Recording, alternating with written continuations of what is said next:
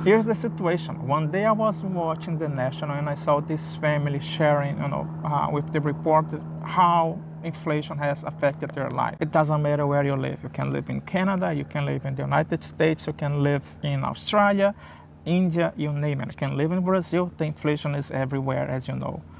But there's a way that we think that we can use it to avoid and kind of control your personal rate of inflation, and this is something that we wanted to share with you today. I don't think that I need to talk about to you what is inflation. We are actually gonna link on the description below the video that you did watch, and then as a result we created this video. But we are gonna share with you today a few ways that you can control your personal rate of inflation and how you can do this. The first one is really you have to know what you're spending in order to be able to control it. So you need to know your numbers. You need to know how much you spend on your groceries, on your house, on your gas and vehicle maintenance, all of that. And the best way to do that is by tracking your numbers. And that's what we sit down and we do every month. Though I think because of everything that's happening, we're going to start doing that every week. I know some of you guys already do that. You also know how much you're making. So you need to find ways to bring in a bit more money, whether that's through a side hustle, whether that's going to your boss and asking for a raise. That's a common one right now. And what's the worst that's going to happen? They're going to turn around and say no.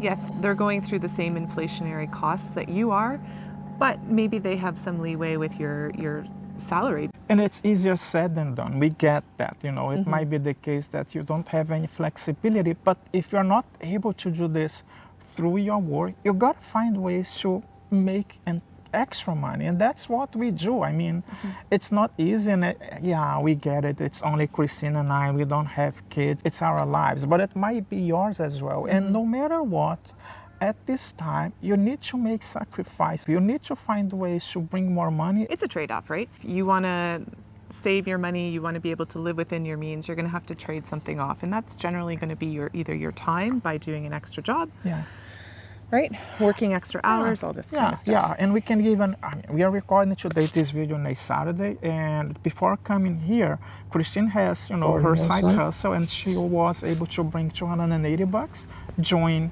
furniture flipping. She'll have our work, she still has her work, and she works really hard. By the time that she gets home, we still have to do the chores and everything, but you have to make sacrifices, and that's what we're doing. The next one is you really have to look at your transportation costs and your high cost categories. For us, that's going to be our home, gas, eating out. We just did our numbers and are slightly shocked by the amount of money that we've spent eating out, and that is changing. I can tell you this. I'm gonna say at least 300% more. I think it's COVID. Partly it's the summer, so we've been able to see people again and go out and visit places that we haven't been for 2 years, and we got carried away. Yes, we did. That's changing. What we are also doing is cutting the costs. I do work from home. It's easier for me. I work remote, and I don't need to spend more money on gas. But before that, I was actually spending money, and then we decided to cut something else, which is my car. Yeah. We've gone from 2 cars to 1 car. So we're lucky that a family member was actually in need of a vehicle. So we're going to sell the 1 vehicle to them. So that's going to reduce not only our gas costs and our maintenance costs, but also our insurance costs. Yes. And it's a bit of adjustment because we are finding ways now that you have to negotiate what are you going to do with the car. Yeah, and reducing costs such as, I know gym memberships are a big thing for a lot of people, but when the weather's nice, there's really not a need for a gym membership. Yes. Get out in a beautiful park like this, go for walks, take your bike out. There's endless ways to exercise and stay fit without a high cost gym membership. So another way to save at least a couple of months a year on the gym membership. That's what we are doing now. We decided to come to the park, and that's our exercise. But you are on YouTube. Have you heard of, is it Yoga with Adrian? Yoga with Adrian. And there's any number of fitness programs that are free, not only on YouTube, but through your Apple Watches, your Samsung TVs, all these different platforms offer a lot of fitness programs. You don't have to pay for them. They're free. Do it in the comfort of your own home, out here in the park, doesn't matter. The plan is passing by, but use the comments below and share with us some of the videos, maybe some of the other channels that you are using to exercise. Do you know anyone? Share in the comments below, and maybe this is something that I have to do.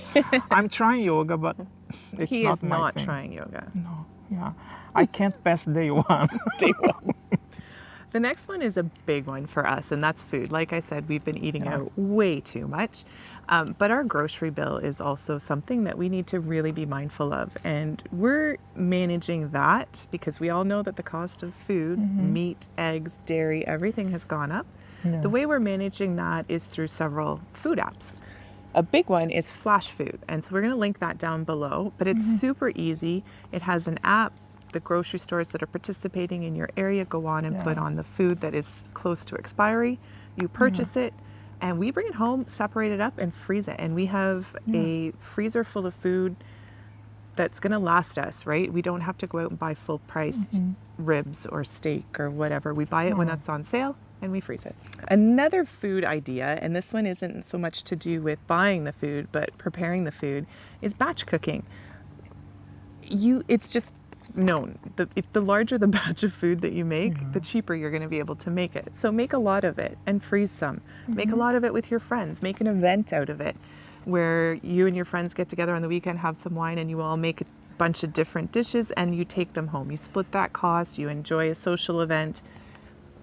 And you're doing something that you would be doing anyways, but making it a little more fun and a little more cost effective. All right, another idea of saving money, and this one doesn't necessarily apply to us, but we've thought of friends of ours that this could apply to, and it's going to be controversial.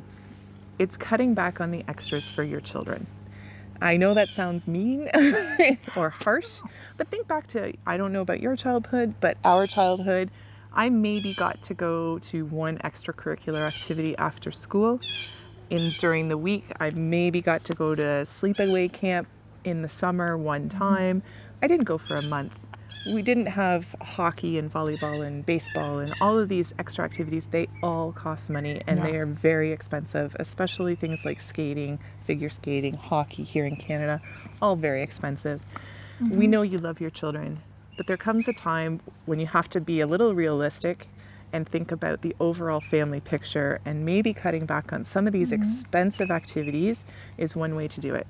And then you fill it with pizza night or taco night or movie night at home. You guys sit down around a board game and you spend quality time together as a family, as opposed to running in 8 different directions with 2 children to 2 different activities and coming home just to scarf down some food.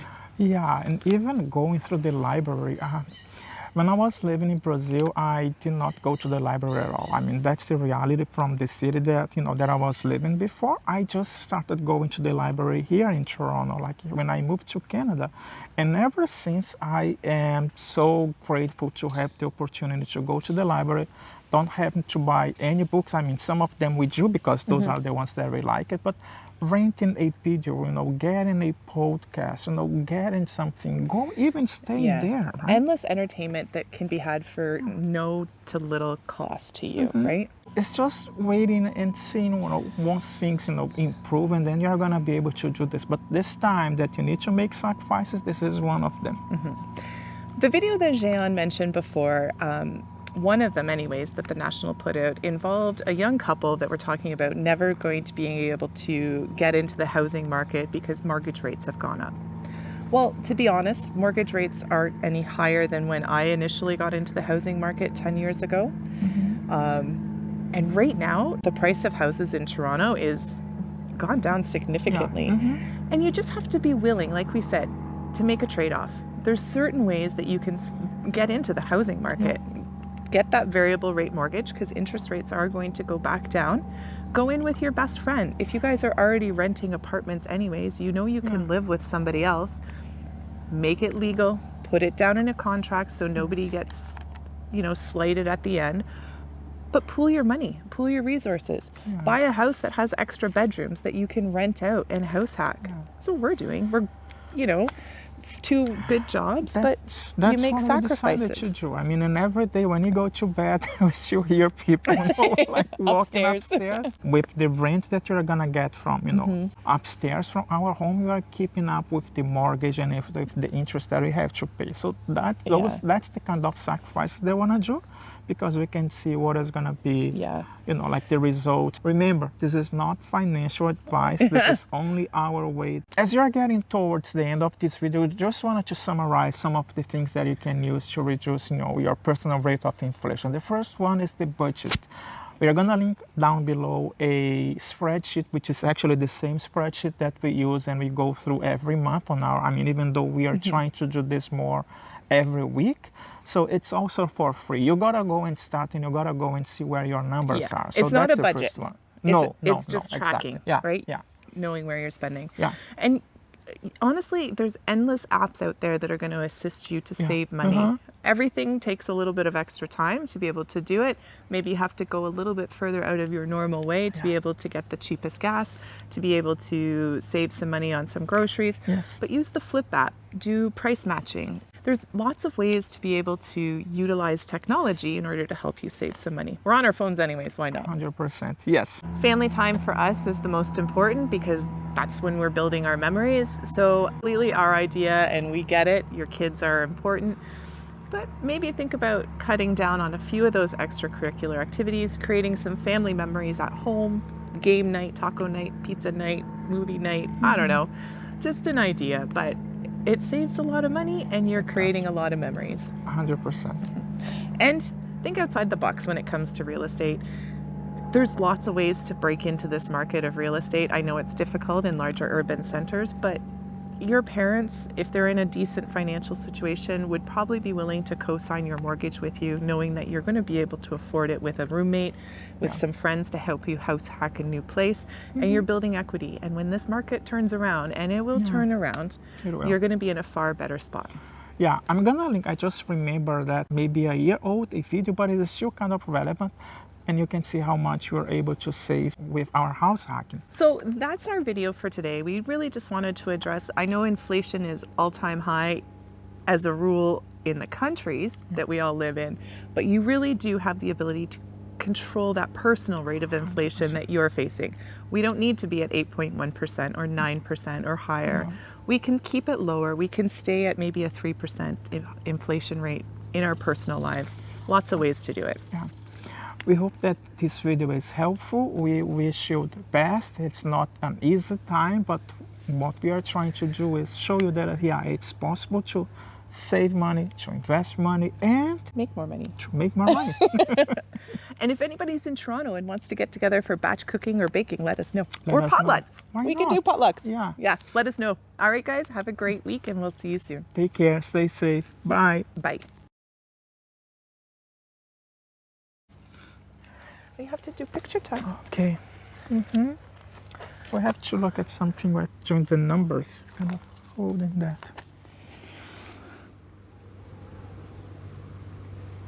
Okay. Good. Yeah, it's just it's just managing like how you wanna. I don't have to say that. Let's go to the next one.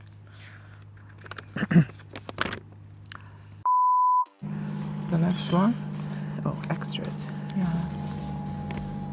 This one might be controversial. Yeah, I will go and take a look. Keep talking. Keep talking.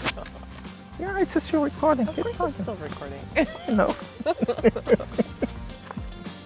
So let's just summarize some of the things that you can use to cut, to do what? Your expenses. Yeah.